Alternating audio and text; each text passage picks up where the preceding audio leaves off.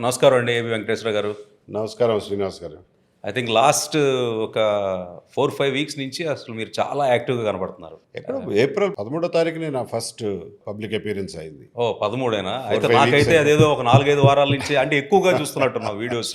Probably ప్రతి ఛానల్లోనూ I think ఈ మధ్య ఇంటర్వ్యూలు అవన్నీ డిస్కషన్స్ జరుగుతున్నాయి కదండి. సో ఆఫ్టర్ రిటైర్మెంట్ తర్వాత మీరు ఒక మిషన్ పెట్టుకున్నారు. రైట్. కానీ చాలా కొంచెం పెక్యులర్గా ఉంది, చాలా యూనిక్గా ఉంది. అసలు జగన్ నెవర్ అగైన్ రైట్. అంటే ఒక పర్సన్ మళ్ళీ రాకూడదు అని ఎవరో కూడా నాకు తెలిసి ఒక పర్పస్ పెట్టుకుని ఒక మిషన్ లాగా స్టార్ట్ చేసిన ఇది చూడలేదు ఎప్పుడు కూడా. ఏంటి అసలు జగన్ నెవర్ అగైన్ అంటే ఇప్పుడు ఆయన ఒక మాజీ ముఖ్యమంత్రిగా చేశారు. తర్వాత చాలామంది ఏమంటారు, ఆయన ఏదో 2,50,000 కోట్లు పేద ప్రజలకి డిస్ట్రిబ్యూట్ చేశారు. తర్వాత 40% ఇంకా ఆయనకు సపోర్ట్ చేసే ప్రజలు ఉన్నప్పుడు ఎందుకు ఈ జగన్ నెవర్ అగైన్ అనే ఒక పర్పస్ని మీరు క్రియేట్ చేసుకుని ముందుకెళ్తున్నారు? నా లెక్కలో రాజకీయాలు అనేవి అందరూ చేస్తుంటారు. రాజకీయ పార్టీలు చాలా ఉంటాయి, కానీ రాజకీయాల్లోకి చాలామంది వస్తుంటారు. కానీ జగన్మోహన్ రెడ్డి గారు ఒక విలక్షణమైనటువంటి రాజకీయ నాయకుడు. Is different from all others. ఆయన ఒక గోల్ పెట్టుకుని రాజకీయాల్లోకి ఎందుకు వచ్చాము అనేది విషయంలో ఆయనకి క్లారిటీ ఉంది. ఆయన ఎందుకు వచ్చారో అన్న విషయంలో నాకు క్లారిటీ ఉంది. ఓకే. పూర్తి క్లారిటీ లేనిది చాలామంది ప్రజలకి అని నా ఉద్దేశం. సో ఆ ఉద్దేశం. క్లారిటీ ప్రజలకు ఇచ్చిన తర్వాత ఆ, ప్రజలు నిర్ణయించుకోవచ్చు ఓకే. వాళ్ళకి ఆయన కావాలో వద్దో అనేది. సో నా మిషన్ ఏంటంటే ఆయన ఏమిటి, what kind of a person is, okay. ఆయన క్యారెక్టర్ ఏంటి అండ్ ఆయన పర్సనాలిటీ ఏంటి. పర్సనాలిటీ అంటే అదొక విభిన్న క్యారెక్టర్స్ యొక్క చాలా ఆస్పెక్ట్స్ ఉంటాయి పర్సనాలిటీలో. యాటిట్యూడ్స్ ఉంటాయి, సిచ్యుయేషన్కి ఎలా రెస్పాండ్ అవుతున్నారు. యాటిట్యూడ్స్, హిస్ థింకింగ్ ప్రాసెస్, ఆయన లైఫ్లో పెట్టుకున్న అంబిషన్స్ కానీ, behaviour is the outward expression of a personality. Correct. But personality is something which you don't see. So personality is made up of your character okay. and your attitudes, your thinking process, your memory, your various aspects are there in personality. It's also dynamic. So దాన్ని వివరించి చెప్పడానికి ఇప్పటి వరకు ఎవరు కూడా సక్సెస్ఫుల్గా చెప్పలేదు అనేది నా ఉద్దేశం. ఓకే. అది చెప్పిన నాడు ప్రజలే నిర్ణయించుకోవాలి ఆయన ఎటువంటి అయినా ఏమిటన్నది. ఇప్పుడు షేర్ చేయగలరా కొంత? ఎందుకంటే జగన్ నెవర్ అగైన్ అనేది స్లోగన్గా బాగానే ఉంది, కానీ ఎందుకు జగన్ కాకూడదు అని అనేవాళ్ళు చాలామంది ఉన్నారు. రైట్. ఇప్పుడు దానికి జస్టిఫికేషన్ లేకుండా జగన్ నెవర్ అగైన్ అనేది అందరికీ కూడా అర్థం కాదు కదా. I agree. ఏంటి అసలు మీరు చెప్పిన దాన్ని వివరించి చెప్పాల్సిన బాధ్యత కూడా నా మీదే ఉంది. అవును, అది చెప్పగలరా? Yes. చెప్పండి. అంటే అసలు ఎందుకు మీరు ఆ ఉద్దేశాన్ని తీసుకుని ముందుకెళ్దాం అనుకుంటున్నారు? నేను మొదటి రోజు చెప్పినప్పుడే దానికి కావాల్సినటువంటి ప్రాతిపదికను కూడా చెప్పాను. నేను చెప్పింది నేను ఇప్పటికీ రీఇటరేట్ చేస్తున్నది ఏంటంటే, అబద్ధాలు, నేరాలు, అవినీతి, అరాచకం, ఈవెన్ హత్యలు, వీటి పునాదిగా పుట్టింది జగన్మోహన్ రెడ్డి గారి రాజకీయం. ఆయన పార్టీ కూడా అదే పునాదుల మీద నడుస్తోంది. ఆయన రాజకీయ శైలి కూడా అదే రకంగా ఉంటుంది. అండ్ అది ఒక ప్రజాస్వామ్య దేశానికి, స్వేచ్ఛా స్వాతంత్రాలలో బతకాలని కోరుకునేటువంటి ప్రజానీకానికి చాలా ప్రమాదకరమైనటువంటి విషయం. ఓకే. అందుకని ఆ ప్రమాదం బారిన ఒకసారి పడ్డాం, కానీ దాన్ని మర్చిపోయి మళ్ళా ఆ ప్రమాదంలో పడకూడదు అనే దృఢమైనటువంటి ఆబ్జెక్టివ్తో నేను ముందుకు పోతున్నాను. బేసికల్లీ ఆయన ఫౌండేషనే దురుద్దేశాలతో కూరుకున్నటువంటి ఫౌండేషన్. దురుద్దేశాలు అంటే ఇవే రాజకీయాల్లోకి ఎందుకు రావడం అని అంటే, ఎంత వీలుంటే అంత విచ్చలవిడిగా సంపాదించాలి. సంపాదన అందరూ చేస్తారు, కొద్ది గొప్ప రాజకీయాల్లో అందరూ సంపాదించుకుంటారు. పార్టీలు నడపడానికి అందరూ డబ్బులు వసూలు చేసుకుంటారు. దాని చందాల రూపంలో కానివ్వండి, ఇంకొక రూపంలో. అది అక్రాస్ ద స్పెక్ట్రమ్ అన్ని పొలిటికల్ పార్టీస్లోనూ చూస్తాం మనం. ఒక సెంట్రిస్ట్ పార్టీలే కాకుండా రైటిస్ట్ పార్టీలు చేస్తాయి, లెఫ్టిస్ట్ పార్టీలు చేస్తాయి. బికాజ్ పార్టీ నడవాలి కదా. కానీ ఇది అట్లా కాదు. ఓకే. ఒక పార్టీ నడపడం కోసం కాదు ఆయన సంపాదన. ఆయన స్వంతానికి సంపాదించుకోవడానికి ఎక్కువ ప్రాముఖ్యత ఇస్తాడు. దానికి అంతు కూడా ఉండదు. కానీ ఇది ఒక ఎలిగేషనే కదండి, ఏమన్నా ప్రూఫ్స్ ఉన్నాయా? అంటే ఇప్పుడు Proofs విచ్చలవిడిగా అన్నారు మీరు. ప్రూఫ్స్ ఆర్ సిబిఐ ఛార్జ్ షీట్లు, ఈడీ ఛార్జ్ షీట్లలో మీరు చూసింది. వాళ్ళు 43,000 కోట్లని ఒక మదింపు చేశారు, కానీ అది అసలు నా ఉద్దేశంలో, నాకు తెలిసి కూడా, ఉద్దేశం కాదు, ఊహ మాత్రమే కాదు, నాకు తెలిసి కూడా అది యాక్చువల్గా చాలా partial list. Okay. CBI ED investigate చేయని ఆస్పెక్ట్స్ కేసెస్ చాలా ఉన్నాయి. అవి ఏ కారణాల వల్ల కానివ్వండి, అప్పట్లో ఇన్వెస్టిగేట్ చేయలే పూర్తి స్థాయిలో. ఫర్ ఎగ్జాంపుల్ సండూర్ పవర్ కంపెనీనే ఇన్వెస్టిగేట్ చేయలే వాళ్ళు. అన్నిటికంటే మాతృక సండూర్ పవర్ కంపెనీ వ్యవస్థాపన, దాన్నే ఇన్వెస్టిగేట్ చేయలే. ఎందుకు చేయలేదు అని అంటే, సరే టైం లేదనుకున్నారో లేకపోతే మిగిలిన కేసులు ఎక్కువ ఇంపార్టెంట్ ఉన్నారో తెలియదు, కానీ ఇలాంటివి ఇన్వెస్టిగేట్ చేయకుండా వదిలేసినవి చాలా కేసులు ఉన్నాయి. వాటన్నిటిని కూడా యాక్చువల్గా వాళ్ళ ప్రజల్లోకి తీసుకురావాల్సిన అవసరం ఉంది. అది ఎవరో ఒకటి చేయాలి కదా. అవును, ఇప్పుడు మీరు చెప్పింది అవినీతి పరంగా కొన్ని ఎగ్జాంపుల్స్ చెప్తున్నారు, సిబిఐ కేసులు, ఈడీ ఛార్జ్ షీట్స్ అనేది. కానీ ఒక ముఖ్యమంత్రి గారుగా వచ్చినప్పుడు ప్రజలకి కొన్ని మల్టిపుల్ డైమెన్షన్స్లో మన ముఖ్యమంత్రి యొక్క పర్ఫార్మెన్స్ని మెజర్ చేయొచ్చు. రైట్. మీరు అన్నట్టుగా రాజకీయాల్లో ఇవన్నీ ఉంటాయి, కానీ ఓన్లీ మీరు చెప్తుంది ఏంటంటే ఇంటెన్సిటీ కొంతమంది ఇక్కడే ఉంటే బాటంలో, ఇక్కడ ఇన్ఫైనైట్లో ఉందని చెప్పేసి మీరు చెప్తున్నారు. రైట్. ఓకే, ఆ ఇంటెన్సిటీ అనేది వేరీడు, బట్ ఎవ్రీబడి ఈజ్ డూయింగ్ అనేది ఈరోజు భ్రష్టు పెట్టిన రాజకీయాల్లో అన్ఫార్చునేట్గా అదొక సిచ్యుయేషను.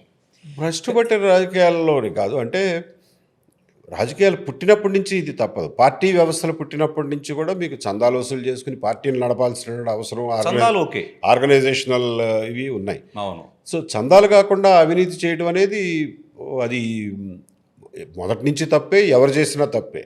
కానీ మీరు అనేది ఇది ఆయన ముఖ్యమంత్రి కాకముందు జరిగిన ఇష్యూస్ ఇవి, సిబిఈడీలు. కానీ అయిన తర్వాత రైట్ జరిగిన అవినీతి అనేది గురించి పెద్ద ఏమి ఉన్నాయంటారా ఎగ్జాంపుల్స్? మీరే చూస్తున్నారుగా, ఇప్పుడు ఈ మద్యం కుంభకోణం ఇన్వెస్టిగేషన్ నడుస్తుంది కాబట్టి పూర్తి వివరాలు మనకి ఇంకా తెలియదు అనుకోండి. ఓకే, బట్ చూచాయిగా మనకు అప్పటి నుంచి తెలుసుగా, ఆయన చేసినప్పటి నుంచి కూడా the way they were running it.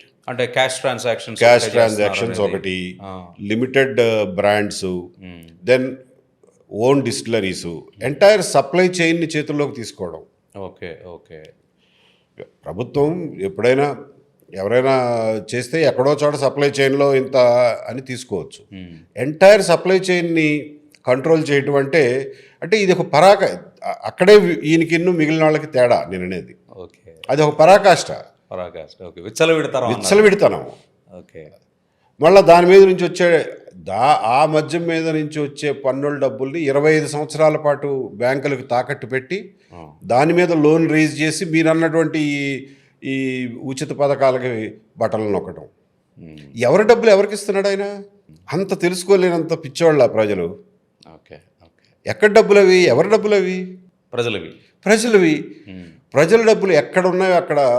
For example ఇంకొక విషయం చెప్తా. అదే ఈయన విపరీత మనస్తత్వానికి, విపరీతమైనటువంటి పోకడలకి కొన్ని ఎగ్జాంపుల్స్ మనం గుర్తుపెట్టుకోవాలి. ఎప్పుడైనా సరే గవర్నమెంట్లో ఉద్యోగస్తులకు జీతం ఇవ్వడం అనేది మామూలు విషయం. 1వ తారీఖున జీతాలు రావడం అనేది సాధారణమైన విషయం. నేను ఉద్యోగంలో చేరినప్పుడు కానీ, స్వాతంత్రం వచ్చిన దగ్గర నుంచి ఎప్పుడు కూడా ఏ ప్రభుత్వం ఆ విషయంలో ఉద్యోగస్తులు ఏడిపించిన దాఖలాలు ఎప్పుడు లేవు. 1వ తారీఖు కాదు, 2వ తారీఖు ఎప్పుడన్నా ఇబ్బంది వస్తే 3వ తారీఖు తప్ప. అదర్వైజ్ ఎప్పుడు వస్తాయో తెలియదు శాలరీస్. ఓకే, ఆ పరిస్థితికి తీసుకొచ్చాడు. 20వ తారీఖుకి శాలరీస్ వేసిన రోజులు ఉన్నాయి. ఉద్యోగులు కూడా ఏ స్థాయికి చేరుకున్నారంటే 20 పోనీ వేస్తే చాలరా బాబు అనే పరిస్థితికి చేరుకున్నారు. 5 ఏళ్ళు అలాగే నడిచిందంట. 5 ఏళ్ళు అలాగే నడిచింది. తర్వాత ఉద్యోగస్తులు ఫర్ ఎగ్జాంపుల్ ఈ 2004 తర్వాత భర్తీ అయిన వాళ్ళకి కంట్రిబ్యూటరీ పెన్షన్ స్కీమ్ అని ఉంటుంది, సిపిఎస్. అందులో ఏంటంటే ప్రతి నెల మీ జీతంలో నుంచి కొంత అమౌంట్ మీరు కంట్రిబ్యూట్ చేస్తే ఈక్వల్ అమౌంట్ గవర్నమెంట్ కంట్రిబ్యూట్ చేయాలి. రైట్. ఆ రెండింటిని తీసుకెళ్ళి ఈక్విటీస్లో ఎక్కడో ఆ పెన్షన్ మేనేజ్మెంట్ సిస్టంలో పెడతారు. అది మీరు రిటైర్ అయినప్పుడు దాని వాల్యూ ఎంత ఉంటే అంత మీకు వెనక్కి వస్తుంది. ఓకే, అది contributory pension scheme. Correct. So contributory pension స్కీమ్లో గవర్నమెంట్ వేయాల్సిన కంట్రిబ్యూషన్ ఉంది కదా, అది ఎగ్గొట్టేశాడు. ఓకే, గవర్నమెంట్ వేయాల్సిన వీళ్ళది కట్ చేసి దాన్ని కూడా ఈ డబ్బంతా ఎక్కడికి వెళ్ళాలి? సెంట్రల్ గవర్నమెంట్కి వెళ్ళాలి. ఓకే, ఈ ఫండ్ మేనేజ్మెంట్ కోసం.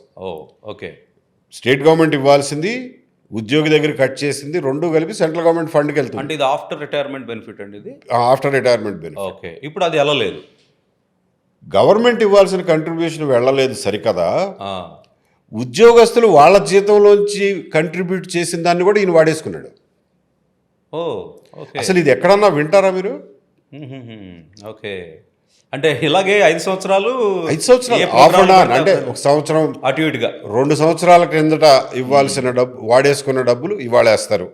ఓ ఆ ప్రయారిటీస్ వాళ్ళ ఏవో ప్రయారిటీస్ ఉంటాయి అక్కడ. ఏం ప్రయారిటీస్ అంటే బటన్ నొక్కాలిగా, బటన్ నొక్కడం. ఓకే. మొత్తం అసలు ఎవ్రీథింగ్ ఈస్ మొత్తం డైవర్టెడ్ బటన్ నొక్కడం. ఓకే. ఓకే. మెడికల్ యూనివర్సిటీ ఉంది, ఎన్టీఆర్ హెల్త్ యూనివర్సిటీ, హ్మ్.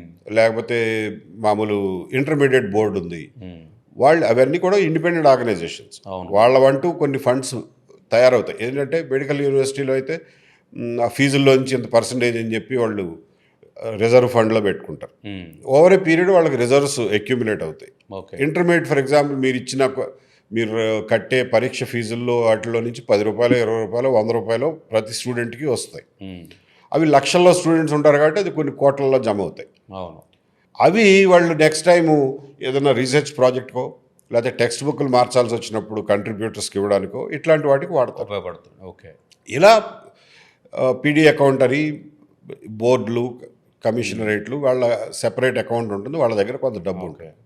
ఆ డబ్బు మొత్తం ₹1 లేకుండా మొత్తం అవగొట్టేశారు, ఓ మొత్తం లాగేశారు. ఈ ఇన్స్టిట్యూషన్స్ కూడా ఇన్స్టిట్యూషన్స్ డబ్బులు కూడా మొత్తం లాగేశారు. ఒకటి ఎంప్లాయీస్ దగ్గర ఉన్న వాళ్ళ కంట్రిబ్యూషన్ వేయకపోకుండా వాళ్ళది వేసిన కంట్రిబ్యూషన్ కూడా వాడటం. రెండోది ఇప్పుడు మీరు చెప్తున్న రెండోది అసలు institutions బోర్డుల funds దగ్గర, ఇన్స్టిట్యూషన్స్ దగ్గర ఉన్న డబ్బు మొత్తం ఊడ్చిపడేశారు.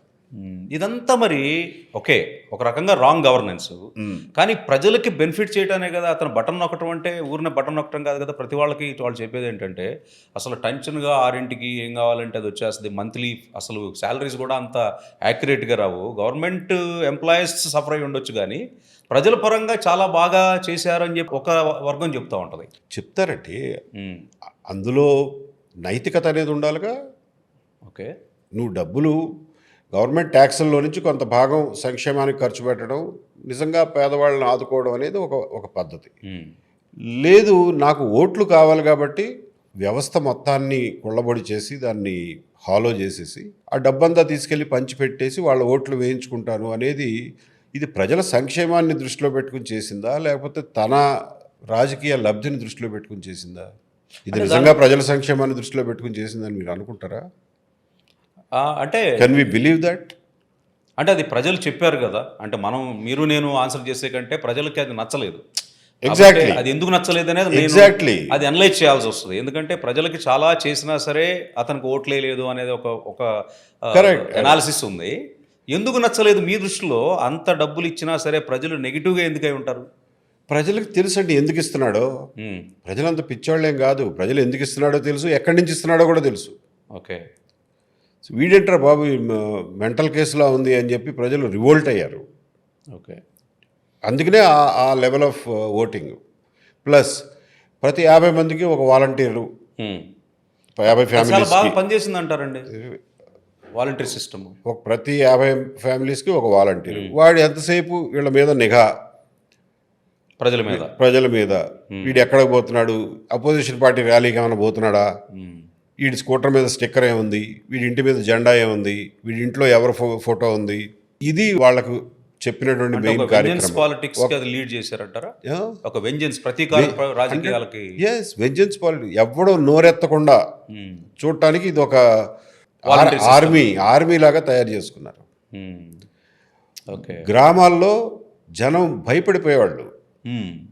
అసలు ఏదన్నా మాట్లాడాలన్నా, ఎవరింటికి ఎవరు వెళ్ళాలన్నా కానీ భయపడిపోయే పరిస్థితి. అంత అబ్జర్వేషన్, సీసీటీవీ కంటే కూడా ఎక్కువ ఉంది. సీసీటీవీ కంటే ఎక్కువ.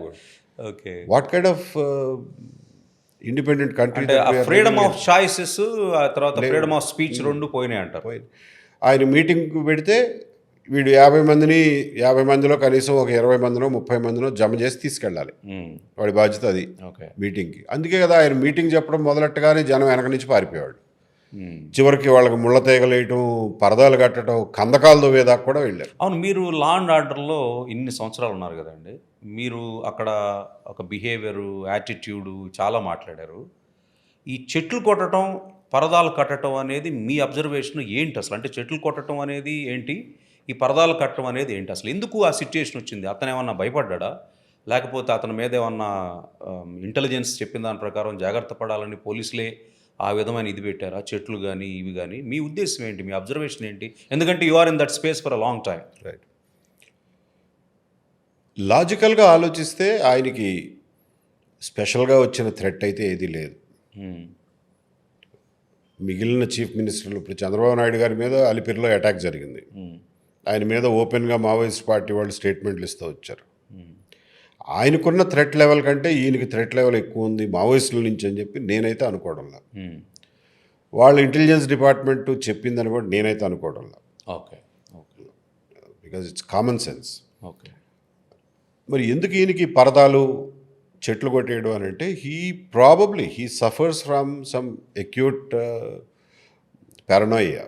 తను ఎవరో హామ్ చేయడానికి ప్రయత్నం చేస్తున్నారు అనేది ఆయన మైండ్లో బలంగా పడిపోయి ఉండొచ్చు. Okay so is not able to come out of it. లేకపోతే పచ్చటి చెట్టు ఎవడైనా కొట్టేస్తాడండి. ఎప్పుడన్నా మనం అత్యవసరమై ఇల్లు కట్టుకుంటున్నప్పుడు లేకపోతే ఇల్లు ఎక్స్పాండ్ చేస్తున్నప్పుడు ఒక చెట్టు కొట్టాలంటే మనకు మనసు చూపమంట. అట్లాంటిది ఎన్ని చెట్లు కొట్టుంటారు మీ ఉద్దేశంలో? ఐ డోంట్ నో, అసలు ఆ పేపర్లో చదవడమే తప్ప నేను ఫిజికల్గా చూడలేదు. కానీ కొన్ని వేల చెట్లు కొట్టేశారు కదా. దాని ఈక్వల్గా ఏమన్నా ఎక్కడన్నా ప్లాంట్ ఎక్కడ చేశారా? వాళ్ళు ఏం చేసినా ప్లాంట్ చేశారన్నది మనకి ఎక్కడ కనపడలా. సో అసలు అవసరం ఏముంది? Okay it's like a paranoid అంట. Paranoia. He certainly has paranoia. Sir ఇప్పుడు మీరు డీజీపీ స్థాయిలో పనిచేశారు. 5 సంవత్సరాల్లో జగన్ నెవర్ అగైన్ అనే ఆస్పెక్ట్స్ మల్టిపుల్ డైమెన్షన్స్ మాట్లాడుతున్నారు. లా అండ్ ఆర్డర్ ఎలా ఉందని మీ ఉద్దేశం? అంటే మొత్తం మనకి 1956 కదండి మన ఆంధ్రప్రదేశ్ ఫామ్ అయింది. కంబైన్డ్ ఆంధ్రప్రదేశ్ ఫామ్ అయింది 56 కదా. ఆంధ్ర రాష్ట్రం ఫామ్ అయింది 53. 53 అది పొట్టి శ్రీరాములు గారు జరిగింది. ఇన్ని సంవత్సరాల్లో లా అండ్ ఆర్డర్ మీరు దాదాపుగా ఒక 35-40 ఇయర్స్ నుంచి ఉన్నారు కదా. 2 స్టేట్లు కంబైన్డ్గా ఉన్నారు, ఇది ఉన్నారు. ఇప్పుడు జగన్ నెవర్ అగైన్ అనే ఒక దానికి జస్టిఫికేషన్గా లా అండ్ ఆర్డర్లు కూడా ఏమైనా జరిగినాయి అంటారా? అంటే అసలు దారుణాతి దారుణంగా మెయింటైన్ చేసేవాళ్ళు. ఏమున్నాయండి? అంటే ఏంటి ఇప్పుడు అంత కంప్లీట్ ఏకపక్షం. అండ్ లా చట్టం అనే దాన్ని వెపనైజింగ్ ద లా అంటారు. చట్టాన్ని ఆయుధీకరించారు. అంటే చట్టాన్ని ఒక ఆయుధంలాగా వాడారు. చట్టాన్ని చట్టంలాగా వాడలా.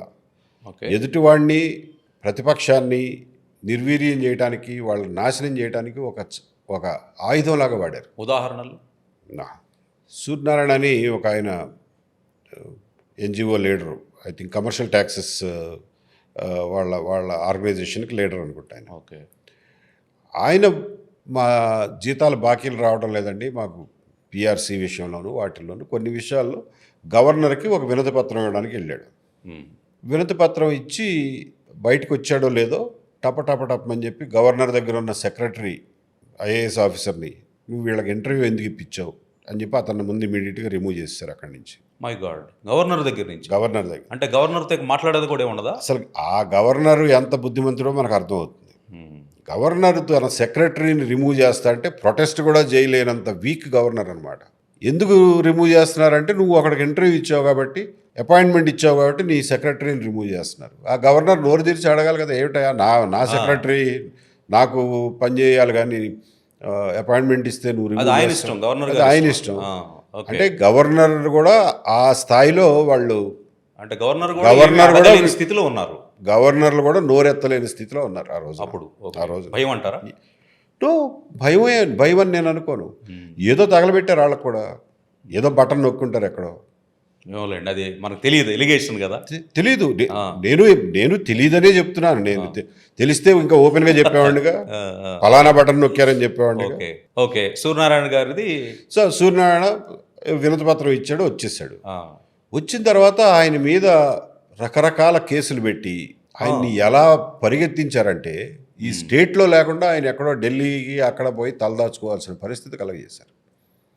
ఆయనకి ఫోన్ చేసి నువ్వు అరగంటలో మేము చెప్పిన పని ఏదో ప్రెస్ మీట్ పెట్టి చెప్పమనో ఏదో చెప్పి కౌంటర్ మేము చెప్పింది చెప్పకపోతే you are a dead man.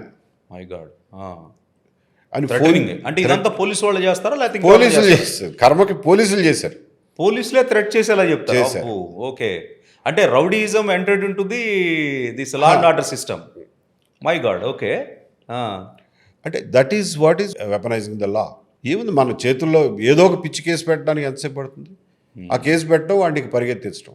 మొన్న నేను అటెండ్ అయ్యాను ఆ కేసు, ఎమ్మెల్సీ అనంతబాబు కుర్రాన్ని మర్డర్ చేసి ఇంట్లో డోర్ డెలివరీ చేయడం నిజమే. అంత ఓపెన్ గా ఎలా చేయగలుగుతారు? చేశారు. పోలీసులు అంతా ఏం చేస్తున్నారు? అదే చెప్పేది. పోలీసు వ్యవస్థను ఏ స్థాయిలో పాడు చేశారంటే ఆ అనంతబాబుని రక్షించడానికి అనంతబాబు నిందితుడు, ముద్దాయి, ప్రథమ ముద్దాయి, అతను చెప్పిన స్టోరీని ఎస్పీ ప్రెస్ మీట్లో చెప్తాడు. ఇలా ఇలా జరిగింది అని చెప్పి స్క్రిప్టెడ్ అనంతబాబు స్క్రిప్ట్ ఎస్పీ చదువుతాడు ప్రెస్ మీట్లో. అండ్ కేసు అంతా అలాగే బిల్డ్ చేసుకొచ్చారు. నేను మనం చెప్పింది అదే, ఇంత లోపభూయిష్టమైన ఛార్జ్ షీట్ని, ఇంత దారుణమైన ఇన్వెస్టిగేషన్ నేను ఎప్పుడు చూడలేదండి. ఇది 2 రోజుల్లో కొట్టేస్తారు కేసు కోర్టులో పెడితే. అందులో పనికొచ్చే సాక్ష్యం ఏం పెట్టలా వీళ్ళు. అసలు అది ప్రూవ్ చేయగలిగిన కేసునే ఎస్టాబ్లిష్ చేయలే. అనంతబాబు చెప్పింది రాసుకున్నారు, దాన్నే ఛార్జ్ షీట్గా చూపించారు. అయ్యో, ఓకే ఓకే. ఇప్పుడు అనంతబాబుని అరెస్ట్ చేశారండి. అరెస్ట్ చేసిన తర్వాత 15 రోజుల లోపల ముద్దాయి పోలీస్ కస్టడీ కోరుతూ మీరు పిటిషన్ వేయాలి కోర్టులో. ఓకే, వేస్తే వాళ్ళకు కూడా ఆపర్చునిటీ ఇస్తారు. పోలీస్ కస్టడీ ఎందుకు ఇవ్వద్దు అని చెప్పి వాళ్ళు ఆర్గ్యూ చేస్తారు. జడ్జి గారు ఆర్డర్ పాస్ చేస్తారు. 15 రోజుల లోపల ఇది జరిగిపోవాలి. అంటే కనీసం పిటిషన్ వేయాలి. ఓకే, నిర్ణయం 15 రోజుల్లో రావక్కర్లా. వీళ్ళు 15వ రోజున సాయంత్రం 4:50 వేస్తారు ఆ పిటిషన్ కోర్టులో. అంటే ఇంకొక 10 నిమిషాల్లో కోర్టు అయిపోతుంది అనగా. అది రాదు హీరింగ్కి. మర్నాడు జడ్జి గారు అంటారు టైం అయిపోయింది, 15 రోజులు దాటిపోయింది, సో పిటిషన్ రిజెక్టెడ్. ఓ ఓకే. సో వీళ్ళు తూతూ మంత్రంగా దాని మీద ఏదో హైకోర్టుకి వెళ్తారు. అసలు నువ్వు 15వ రోజు దాకా ఏం చేస్తున్నావు పిటిషన్ వేయకుండా, కస్టడీ పిటిషన్ వేయకుండా? Maybe strategy. ఇంత దారుణమా? ఓకే. ఏదో ఒక 10 పైసలు మందం ఎవరికైనా హెల్ప్ చేయడం అర్థం ఉంది. అసలు 100కు 100% ఒక హత్య కేసుని ఇలా మాఫ్ చేయడానికి కోసం ఎంటైర్ వ్యవస్థను వాడడం అనేది పోలీస్ చరిత్రలో ఎప్పుడు జరగలే. అంటే ఈయన దృష్టిలో పోలీస్ డిపార్ట్మెంట్ అనేది తనకు మాత్రమే బాధ్యత వహించాలి తప్ప ప్రజలకు కాదు, చట్టానికి కాదు, కోర్టులకు కాదు. కానీ వాళ్ళు ప్రతిపక్షంలో ఉన్నప్పుడు కూడా, అధికారంలోకి రానప్పుడు వాళ్ళు ఇవి ఎలిగేషన్ చేశారు. ఇంటెన్సిటీ తక్కువ ఉండొచ్చు. ఏది పోలీస్ అంతా కూడా, వ్యవస్థ అంతా కూడా సీఎం గారు చెప్పినట్టుగా చంద్రబాబు గారి కనుసరణలు నడుస్తుంది. ఓకే, మీములు కూడా అనేవాళ్ళు. ఏదన్నా ఇన్స్టెన్స్ చెప్పాలిగా. ఇప్పుడు నేను ఇన్స్టెన్స్ చెప్తున్నా, 2 చెప్పాను మీరు అడగంగానే. అలాగే డాక్టర్ సుధాకర్ గారు కోవిడ్ టైంలో నడి రోడ్లో పడేసి, చేతులు వెనక్కి కట్టేసి, చొక్కా లేకుండా రోడ్డు మీద పడేసి కొట్టడం. దాన్ని ఎవరో పాపం ఈ మద్యం బాగుంటలేదు, ధరలు ఎక్కువైనాయి అని అంటే ఆ పిల్లోని కొట్టి చంపేశారు ప్రకాశం జిల్లా దగ్గర. అంటే ఇదంతా ఇప్పుడు పోలీసులు అంటే, నేను అన్నమాట రైట్ కాకపోవచ్చు, అంటే ఒక వెన్నుముకలేగా పనిచేస్తున్నారా? అంటే డీజీపీలు కానీ వీళ్ళందరూ నెక్సెస్ అయిపోయారన్నా మీ ఉద్దేశం? అంటే రాజకీయ పార్టీలు వచ్చినప్పుడు ఇంటెన్సిటీ తక్కువ ఉండొచ్చు. మీరు అబ్జర్వ్ చేస్తే ఏ రాజకీయ పార్టీకి వచ్చినా సరే పోలీసులు, ఈ టాప్ కాప్స్ కానీ వీళ్ళందరూ కూడా కొంత అలైన్మెంట్ వచ్చేస్తుంది. Right. Unfortunate or fortunate, policy alignment ఉంటే okay, but soft corner is towards the ruling party and bit of a harsh corner towards the rival party. ఇది ఇప్పుడు మనకి 56 నుంచి జరుగుతున్నప్పుడు ఇక్కడ జరిగిన, మీరు చెప్పేది ఏంటంటే, మీరు చెప్తున్న సిచ్యుయేషన్స్ చూస్తుంటే ఇవి చాలా వైల్డ్గా ఉన్నట్టుగా అనిపిస్తున్నాయి. అందుకనే నేను జగన్ నెవర్ అగైన్ అనేది మహానుభావ. ఆయన ఒక విపరీతమైన మనిషి, మామూలు మనిషి కాదు.